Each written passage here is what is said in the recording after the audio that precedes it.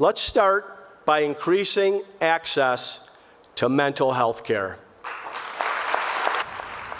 Working to make sure insurance will not discriminate against those who need treatment for mental health or substance abuse disorders.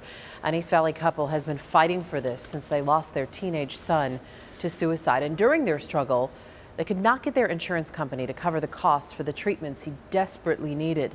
ABC 15's Sonu Wasu sitting down with that family tonight. The governor's announcement, a surreal moment for Ben and Denise Denslow. They tell me several lawmakers actually told them to give it up, and this would never happen in the state of Arizona. Insurance companies should be covering mental health just like they cover an annual physical, and we're going to make sure they do.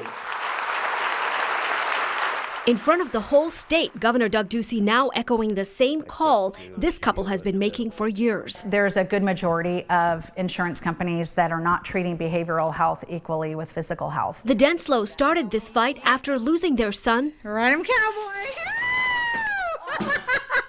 15-year-old Jacob, to suicide. Suicide is 100% preventable, and I think people need to understand that. A teen who appears full of life and happy in these photos. But what you don't see here is the silent suffering.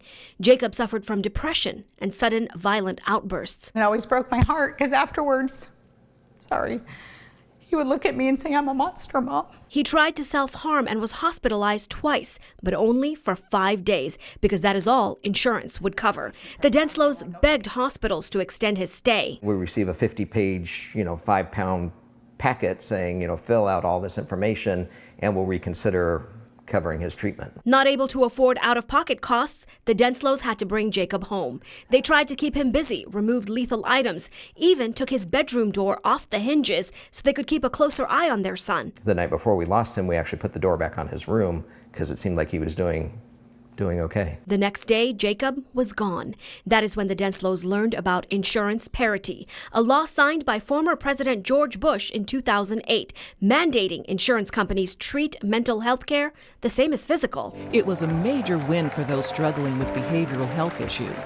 At least, it should have been. But it's a law that has never really been enforced until states started enacting their own laws with more teeth. If he had a life-threatening physical condition, no hospital would have ever released him. But with a mental health condition, 5 days in the hospital is all their insurance would cover. No matter what we do, it's not going to bring Jake back, but we're trying to keep his kind heart going, and we're trying to help other people. State Senator Kate Brophy-McGee and the governor's office are now working together to write the new bill.